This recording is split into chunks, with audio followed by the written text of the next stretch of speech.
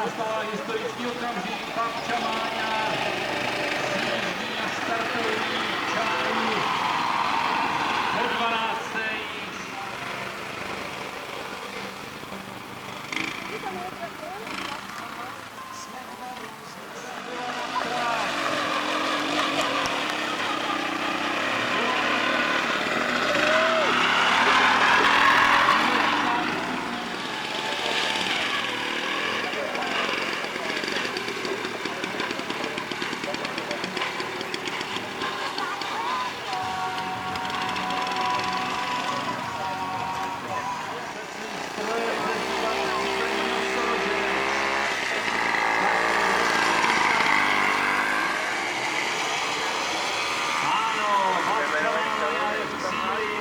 Úspěšně zdolala i letošní nástrahy.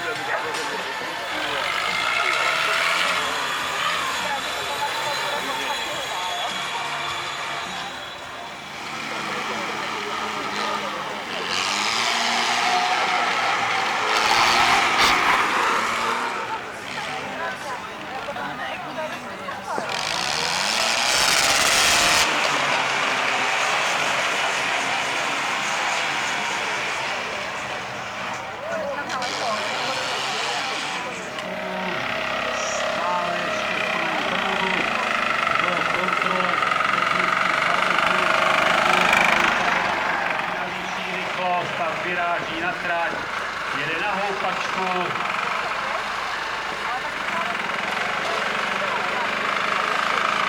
Jede strojem,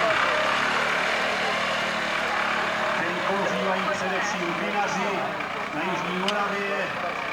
Je to klub.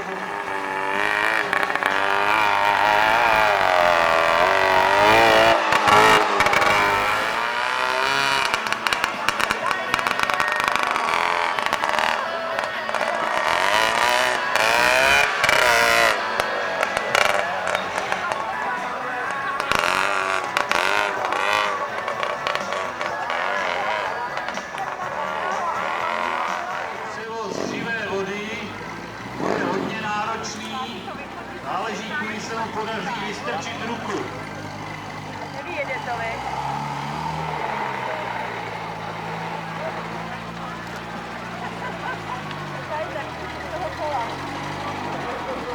Tím úkolem. A Titanek jde do další části tratí. Najíždí na houpačku. Tak jak tuhletu hludu zvládne? Výborný, komíny to vydrželi.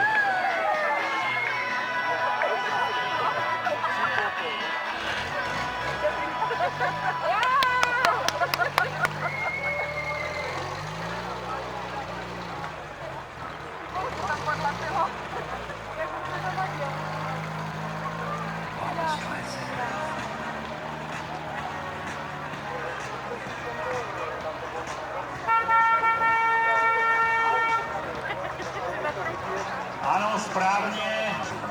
Každá loď musí mít lodní sirénu a právě jste slyšeli, jak...